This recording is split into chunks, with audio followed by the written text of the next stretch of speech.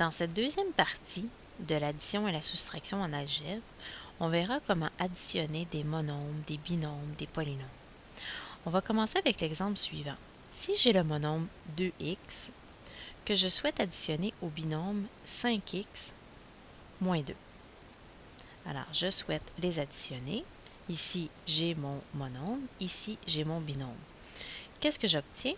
J'obtiens en fait une expression avec trois termes, 2x, 5x et moins 2. Je ne peux seulement qu'additionner ou soustraire en fait des termes semblables entre eux.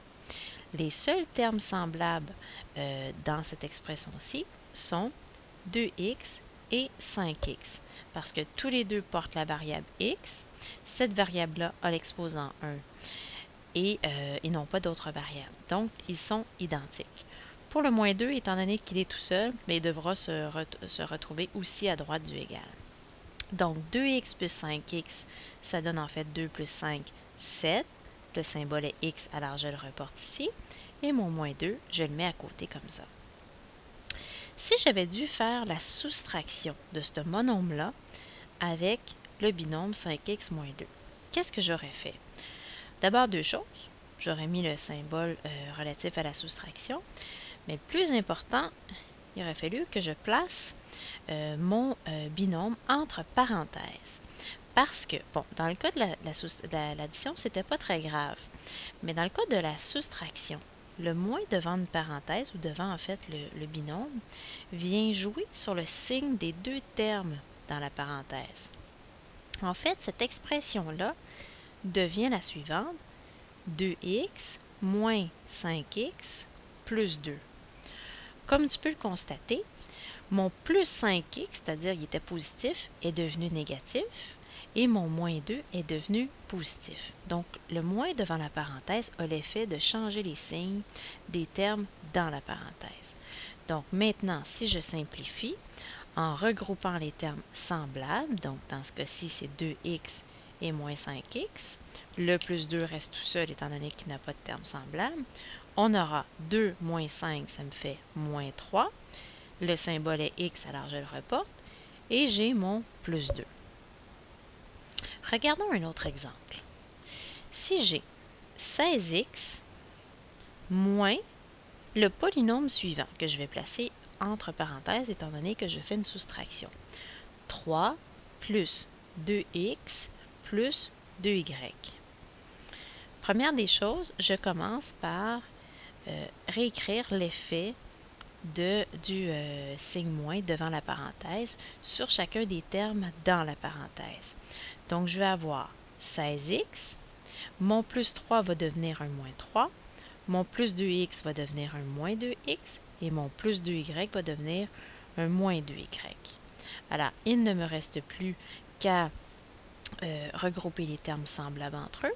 Dans ce cas-ci, j'ai 16x et moins 2x, ce qui va me donner 14x. Mon moins 3 n'a pas de terme semblable, alors je le réécris tout simplement comme ça. Et mon moins 2y, je le réécris aussi.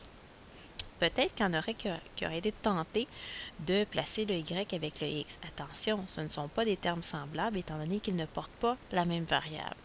Donc, n'ayant pas d'autres termes dans mon expression qui porte la variable y, je dois tout simplement le reporter dans ma réponse à la fin. Maintenant, regardons un exemple un peu plus corsé. Je souhaite additionner deux polynômes. Le premier polynôme est le suivant.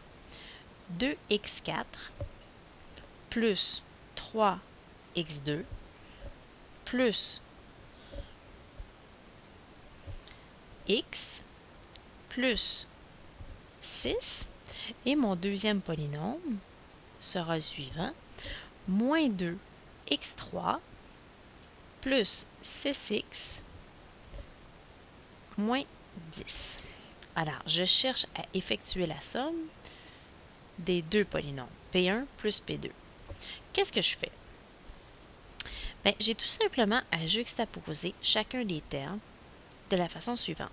Mon premier polynôme, c'était 2x4 plus 3x2 plus x plus 6.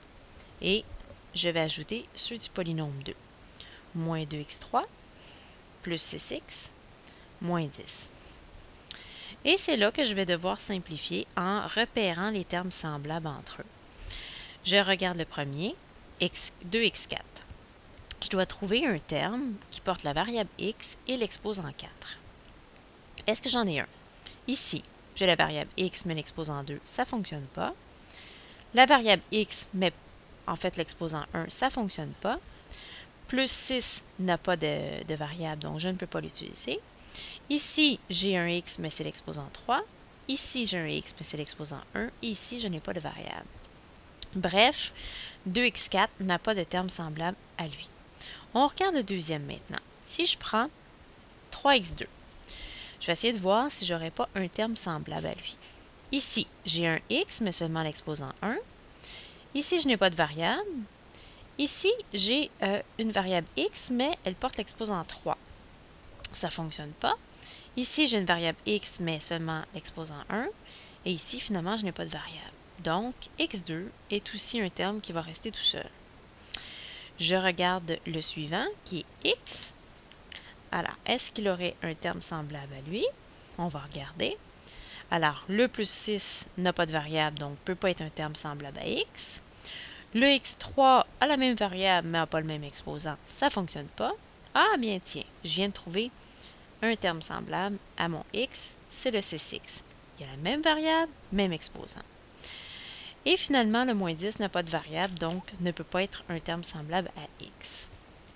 Maintenant, si je prends le terme suivant, c'est-à-dire le plus 6, il ne peut pas être semblable à moins 2x3, mais il est semblable à mon moins 10. Donc, là, j'ai commencé à faire un petit ménage. Donc, cette somme-là va être égale à quoi? Va être égale à 2x4, que je reporte tout simplement parce qu'il n'a pas de terme semblable. Ensuite, j'ai le plus 3x2. J'ai le x avec le c6, donc 1x plus c6, ça va faire plus 7x. Le plus 6 avec moins 10, ça va faire moins 4. Et il me reste mon moins 2x3, qui n'avait pas de terme semblable, donc ça va rester comme ça. Normalement, mais ce n'est pas obligatoire, quand on écrit nos réponses, on y va avec les plus grands exposants en premier, mais on pourrait laisser la réponse comme ceci. Sinon, on aurait pu la réécrire de cette façon. 2x4 moins 2x3 plus 3x2 plus 7x moins 4. En fait, c'est comme si j'avais déplacé des blocs. Donc, ça, c'est mon premier bloc, mon deuxième, mon troisième, mon quatrième, mon cinquième. Donc, étant donné que l'exposant ici, il était quand même assez élevé, je l'ai reporté tout de suite après le x4, suivi du x2, suivi du x et suivi du terme qui n'avait finalement aucune variable. Si tu as des questions, tu peux tout simplement faire appel à l'équipe d'AlloProf qui se fera un plaisir de répondre à celle-ci.